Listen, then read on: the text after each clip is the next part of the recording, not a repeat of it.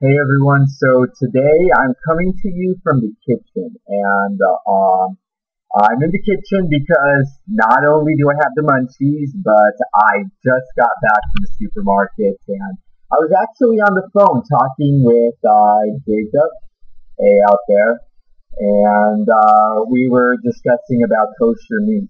And I kind of want to bring up this topic right now, because I don't think I'm going to actually get a parsha out this week. 'Cause I've been doing a lot of work on the sitter.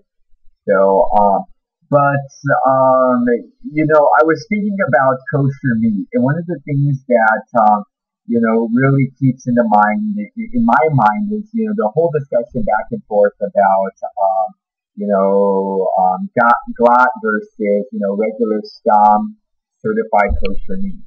And I really need to kind of bring this up because have so many friends that live in different parts of the country. They don't live like outside of Los Angeles like me, where we can easily get kosher products. Even then, I live kind of in a strange suburb where those things aren't quite so easy to come by. I would still have to schlep across town, to find those types of things. So, it is kind of, a big deal. But, my mind actually goes back maybe about 12 years ago. When in my community, in the Chabad community, the discussion actually came up why, we should keep Glatt.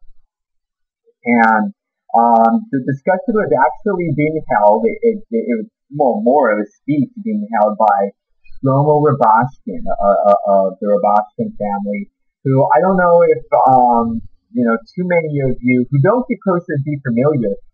The Rabashkin, the Rabashkin brand and the Aaron's Best brand really provided most of the Glatt kosher meat, that the strictly Orthodox, the Tzedek would eat, specifically, more, the Chabad community.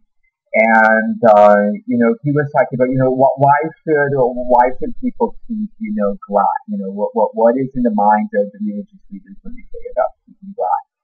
And he starts off with saying he's all first.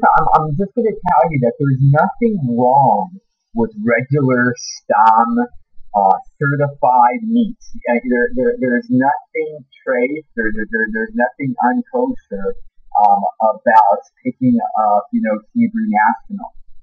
Of course, from the other side of the Makitza, a woman yells out in the Orthodox community, and well, good, we'll just buy that then because it's cheaper. And everyone busts out laughing because there is really a price difference, between just the regular STAM meat and the Glatt meat.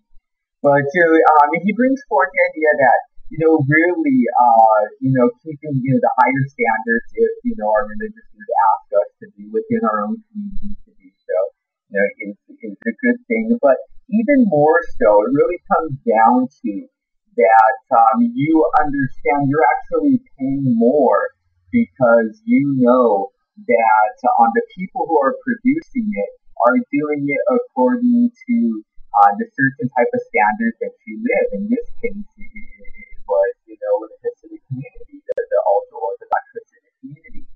And so this was being, produced by people who held by those values and standards. The sad thing is that what would become of Shlomo Rabashkin in these recent years is that, and, it was a great shock for me to turn on the news and see that there was buses and the whole federal government coming out to basically raid the plants in Iowa because of employing illegals, because of all kinds of violations that went down, to even environmental issues, all kinds of stuff like that. But cooking the books, basically. We're going to find that someone Rabashkin without an appeal, which until now has been rejected, is going to probably spend the rest of his natural life in prison because of corruption charges. And that brings up a lot of discussion with people. Of course, in the conservative, and now I hear more in the Orthodox, modern Orthodox community. There's a discussion of having a kosher certification, a Heksher that's placed on something to say that things are done according to the best the best of Jewish ethics, and that there should be a need for that. And I think it's kind of a shame that we actually have to get to the point to actually discuss something like that, because the truth is that we're already going beyond the normal standards of religious morality, and having to look into the foods that we eat, to acknowledge the laws of God within them. But it should already be ingrained inside of us, the idea that we should only do business with businesses that are just. And of course, in this case, a Jewish-owned business by a well-known family, a well-respected family, that really represented the Hasidic community. To be found guilty of so many atrocities, really, has come out like, a Kilo Hashem, a desecration of the name of God.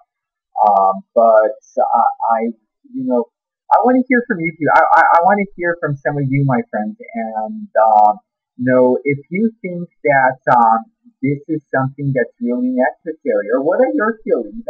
What do you think is wrong within Judaism that we have to have now a second texture on something before we eat something? Because the idea of business ethics just really doesn't exist. Get back to me. I'd love to hear your thoughts.